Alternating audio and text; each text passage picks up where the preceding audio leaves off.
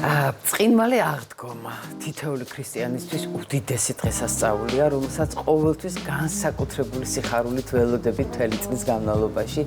12 საუფლო დღესასწაულს შორის ეს არის უმთავრესი დღე, როდესაც სიცოცხლემ საბოლოოდ გაიმარჯვა სიკვდილზე. დღეს ყველა მოქმედ ტაძარში შუაღამის საზეიმო წირვა დაიწყება, რომელიც განთიადამდე გაგრძელდება და მთელ სამყაროს მაცხოვრის აღდგომას ამცნობს. მანამდე კი ამ დიდი შაბათის მყუდროებაში, როცა აღდგომის სიხარულს ველოდებით, გსურს კიდევ უფრო ღრმად ჩავწვეთ დღესასწაულის არსს და ერთად დავფიქრდეთ მის მნიშვნელობაზე. სტუდიაში შემოგვიერთდა დეკანოზი ვლადიმერ ვახტანგაძე და უფრო ვრცლად სწორედ მასთან ერთად ვისაუბრებთ. მოგესალმებით, მამა ვლადიმერ, დაგვლოცეთ. გისურვებთ ყველაფერს საუბრს. მადლობა.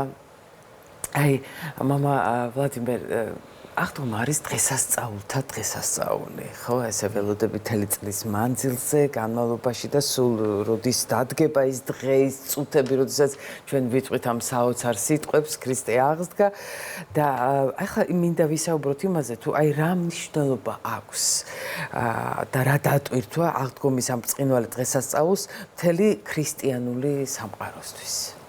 კიდევ ერთხელ მოგესალმებით დილომშვიდობის. სამყარო ცხოვრობს აღდგომიდან აღდგომამდე, ეს თამამად შეიძლება ითქვას.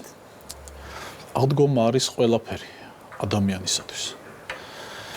როდესაც ღმერთი ქმნის სამყაროს, სამყარო იქმნება უცოდველ მდგომარეობაში. ცოდვა ეს არის ადამიანის პიროვნული თავისუფალი არჩევანის შედეგი. და ის ისტორია, ბიბლიური ისტორია, რომელიც ყველას კარგად მოგეხსენებათ, ჩვენ შეგვიძლია ასეც ვთქვათ, რომ ესე არ უნდა გამოდვითარებულიყო ადამიანის ცხოვრება. ცოდვა არ უნდა ყოფილიყო ადამიანის ცხოვრების ნაწილი. მაგრამ თავისუფლება მოგვიტანა, ჩვენი თავისუფლების ტყვეობაში აღმოჩნდით ადამიანები და ღმერთის კაცთმოყვარებამ მაშინვე სიყვარულ ზოგადად აქვს ეს თვისება, მას არ შეუძლია უკეთურებასთან თანაზიარება. შეუძლებელია. ღმერთის კაცთმოყვარებამ მაშინვე გითხრა, რომ დედაკაცისაგან შობილი დასაბამიერ გველს თავს გაუჭყდეთ და მიუხედავად იმისა, რომ ჩვენმა პირველ მშობელმა სინანული ვერ გამოხატა, არ გამოხატა, ღმერთმა სათნო იჩინა, რომ თვითონ აღეხოცა ცოდვა ადამიანის შეცოდება. მაგრამ თუ ღმერთი თვითონ ძლევდა ცოდვას, ეს უსამართლობა იქნებოდა, იმიტომ რომ ადამიანმა შესწოდა და ყოვლადწლიერ ღმერთს რომ აღეხოცა ცოდვა, ეს უსამართლობა იქნებოდა და ამიტომაც დასაბამიერ ბოროტს ექნებოდა სათქმელი, რომ მე ადამიანი დავამარცხე და შენ ღმერთმა მაჯობე. ადამიანს ამის ძალა არ ქონდა. რაღაც უნდა მომხდარიყო ისეთი, რაც ამიტომ ღმერთი მოდის ადამიანად. და კაცი იესო პავლე მოციქული ამას ხაზს უსვამს, ვინც მოქმედებს. ადამიანმა ღმერთკაცმა იესო ქრისტემ ცოდვა მოკლა. სიკვდილით მოკლა. გაიმარჯვა ცოდვაზე და ქრისტემ ადამიანური ბუნება გამოისყიდა. მთელი ძველი აღთქმის მოლოდინი არის დღევანდელი დღე. და რა მარტო მოლოდინი, მთელი სამყაროს არსებობის საზრისი დღევანდელი დღეა. გულისხმობ ბუნებრივი აღდგომას დამდგ დღეს.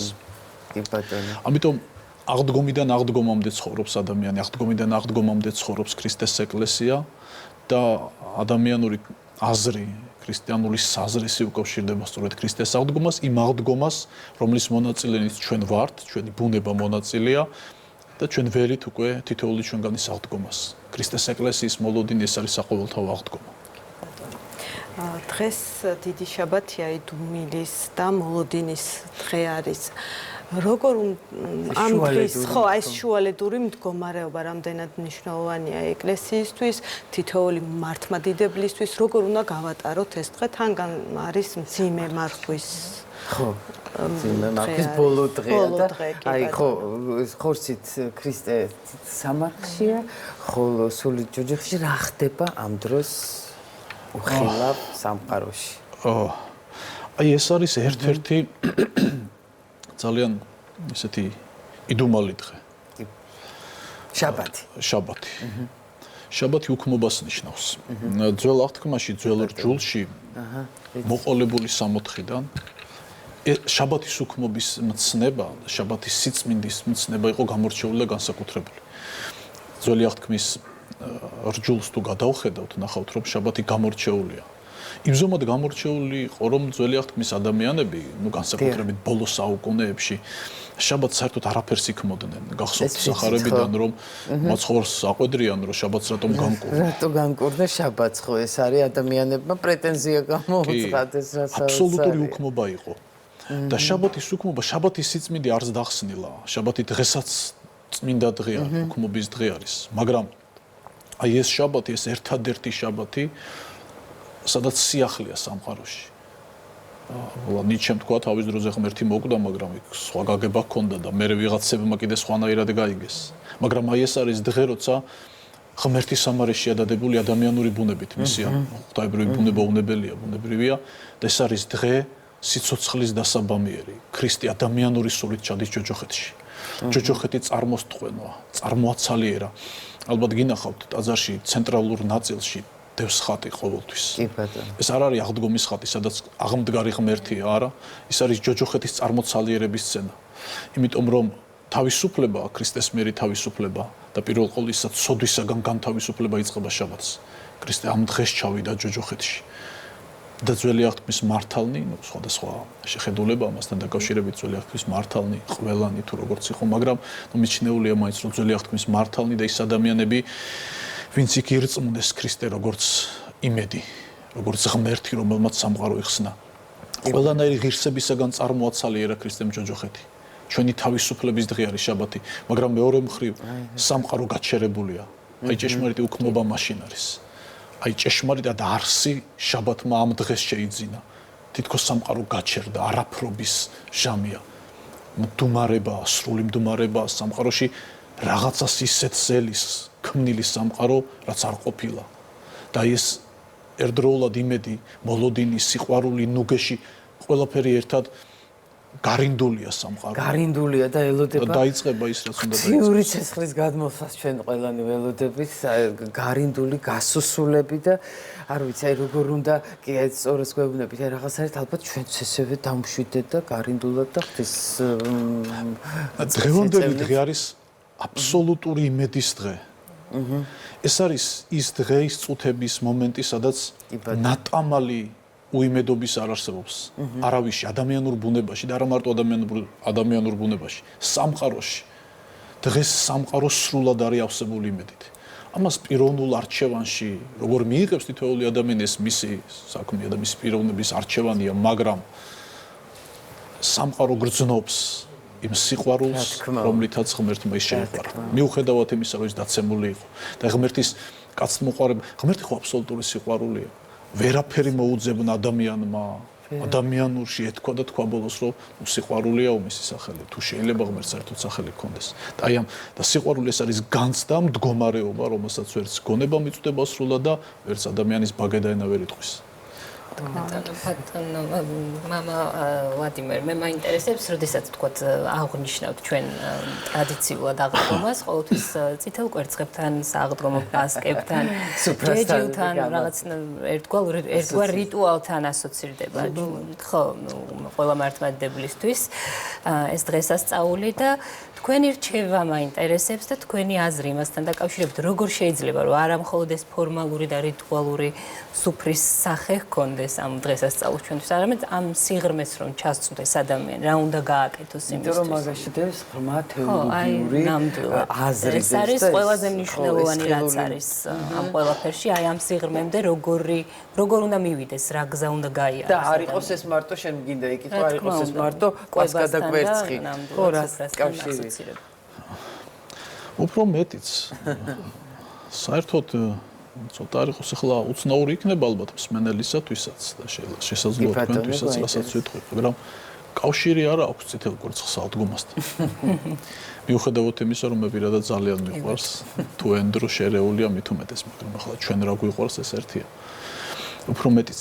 აი ეს დღეები საერთოდ ვნების პარასკევი, ვნების შაბათი ქრისტიანს არ უნდა ეცალოს არაფრისთვის. ეს არის პიროვნების აბსოლუტური თანაზიარების ჟამი ღმერთთან. ჩვენ ხშირად ამ ქვეყნიური საზრუნავებით უფრო ვართ დატვირთულნი. აღდგომის არასულიერი გააზრებისკენ ეს საყვედურად ბუნებრივი არ შეიძლება მივიღოთ, მაგრამ არამედ შინაგანი მდგომარეობა ჩვენი.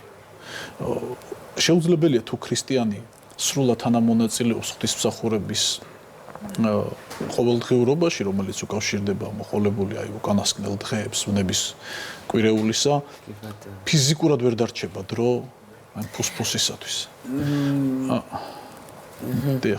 ხო, არა, მეც ახლა ვფიქრობდი, რომ როდესაც დიდხუჩაბას დაეწები წირვა, სახარება იყო 4 შაბათს, მერე დიდხუჩაბათს, მერე 12 სახარებას დაეწები. ვნების პარასკევის და ვნების ხუთშაბათის, ასევე შაბათის მსახურება ფიზიკურად იმხელა. მესმის. რომ უბრალოდ ფიზიკურად არ დარჩება დრო. ეს ერთი დროის დარჩენა და მაგრამ აქ არის ცნობიერებაზე საუბარი. რა თქმა უნდა, ჩვენ ვიხსნილებთ ამ დღეს და უნდა გავიხსნილოთ. არ შეიძლება აღდგომას რამე.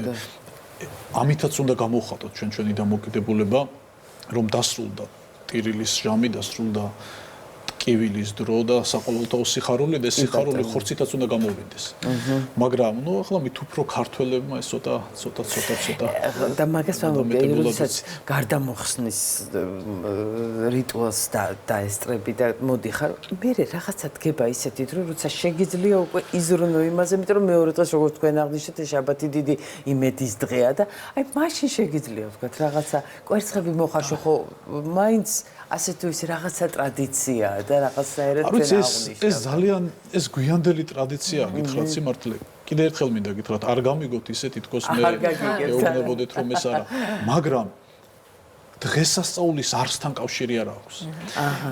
გასაგებია რომ რაღაცით გამოვხატავთ. შეიძლება ეს ჩვენი მოგონილი ადამიანი. არსებობს ისტორია, ეს კვერცხი როგორ შემოხა, ამაზე აღარ ვისაუბრეთ, აქ ეს ძალიან გვიანდელი ტრადიცია, ხშირად პირველ საუკუნეებში აბსოლუტურად კავშირი არ აქვს, მით უფრო არც მარიამ მაგდალენელთან. არანაირი მსგავსი. კვერცხი ძალიან კარგი პროდუქტია, სასარგებლო პროდუქტია და ჩვენ შეგვიძლია ვიხმიოთ. მით უმეტეს აღდგომის დღეს, როცა ხსნილდება მარხვა, იკითხება საგანგებო ლოცვა ეკლესიაში, მათ შორის წველის, ანუ ყველის კურთხევის და ყველთან ერთად კვერცხის კურთხევის. მაგრამ იქ არსად არის რომ ეს არის წითელი. კვერცხი კიდე ერთხელ როგორც პროდუქტი, არა კვერცხისა და ყველის, არამედ ყველისა და კვერცხის. ამასაც რაღაცა მნიშვნელობა ალბათ აქვს. თუმცა ადამიანური ნუგეში აუცილებელია და ვინ უგეშებთ კიდეც თავს ალბათ ყოლინდა. პირველი აღდგომა. ველოდებით წმინდა ცეცხლის გარდამოსვლა სრულიად მართლმადიდებელი სამყარო და ამის მნიშვნელობაზე დატვირთვაზე და რომ გითხრათ ასევე, იმიტომ რომ სულ რამდენიმე საათი ერჩება.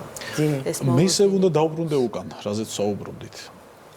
აღდგომის დღეს აბსოლუტურად არაფერს მნიშვნელობა არ აქვს გარდა აღდგომის არსის გააზრებისა. ამის იქით რა იქნება, როგორ იქნება, იქნება ეს წმინდა ცეცხლთან დაკავშირებული მსახურება თუ სხვა ნებისმიერი რამ არის მხოლოდ და მხოლოდ მეორე ხარისხოვანი. კარგ მთქმელს კარგი გამგონი რომ ჭირდება, ეს პრინციპულად მნიშვნელოვანია. რატომ? იმიტომ რომ თვითონ აღდგომის არსი იმდენად დიადია, რომ შეუძლებელია ადამიანს და არა მარტო ადამიანს, ზეცას და ქვეყანას სხვა რაიმესკენ კონდეს მიმართული ცნობიერება. მხოლოდ და მხოლოდ იქეთკენ, რომ ქრისტე აღდგა და არა ის რომ ხორშესმული ღმერთი აღდგა. ამაში გასაკვირი არაფერია. ჩემი ბუნება აღადგინა ქრისტემ. ჩვენ დაგვაბრუნა ძეობილობის პატივში. ჩვენ სასუფეველი მოგვიბოძა იესო ქრისტემ თავისი განუზომელი სიყვარულითა და მოწყალებით.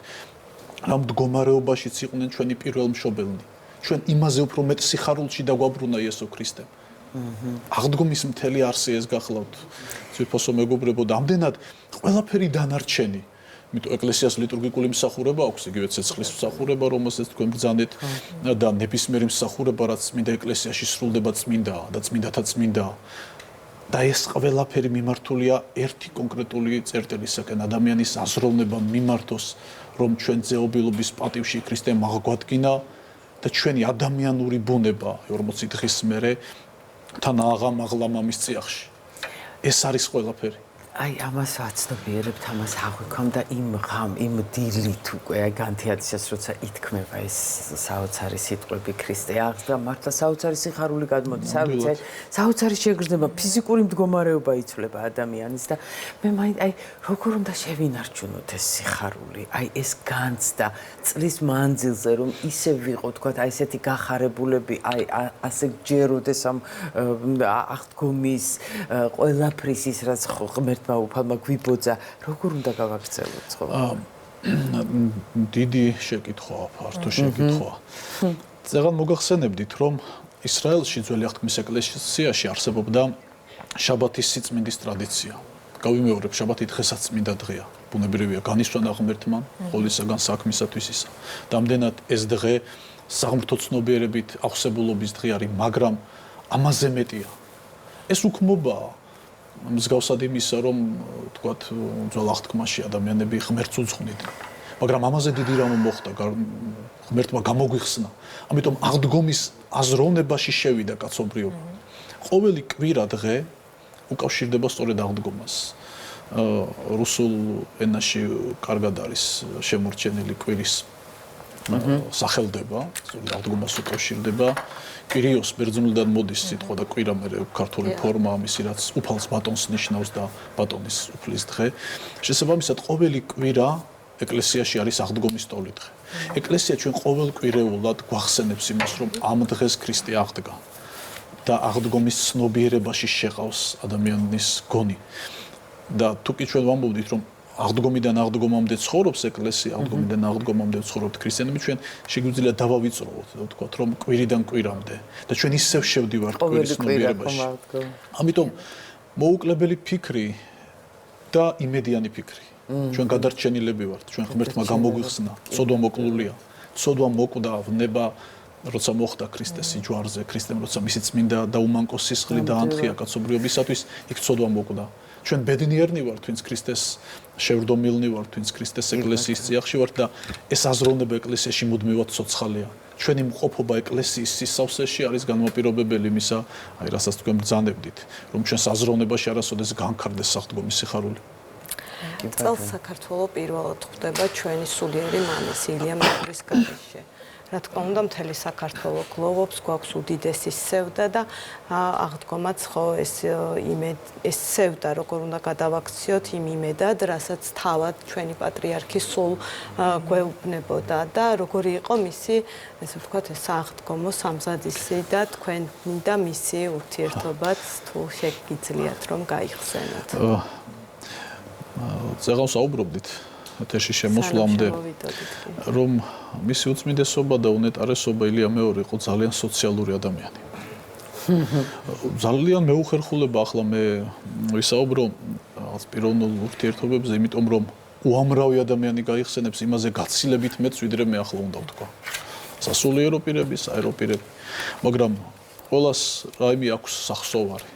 და მათ შორის მეც მას ჰქონდა გამორჩეულად თვისება ყურადღების არ რჩებოდა ყურადღების მიღმა არავინ.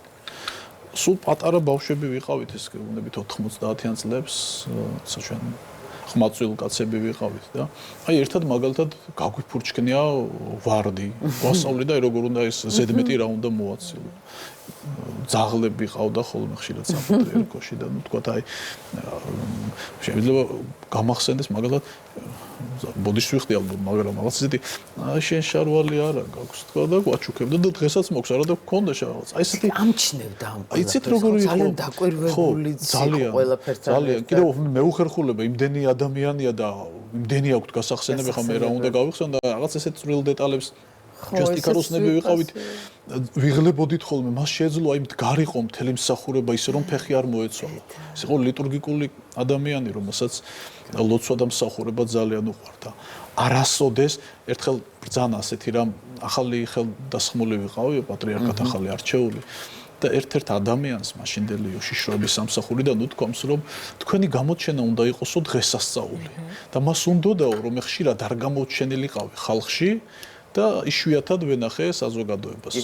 და რა თქმა უნდა არ დავთანხმდი და ყოველკვირეულად კი არა მარტო ყოველ შაბათს და ყველა მსახურებას ის თავად უძღვებოდა და მოხლა აღდგომაზე აღარ არის ალბათ. ძალიან დიდი მადლობა მამა ვლადიმერ სტუმრობისთვის, მადლობა თქვენ საინტერესო მოწვევისთვის. საუბრისთვის.